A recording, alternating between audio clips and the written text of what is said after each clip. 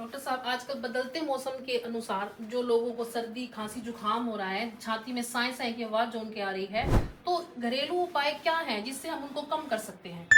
इसके घरेलू उपाय में हमारे घर में काली मिर्च होती है और लहसुन, ये दोनों हमारे घर में हर समय होते हैं। सरसों के तेल में इनको पका के ऐसे हमें तेल तैयार करना है।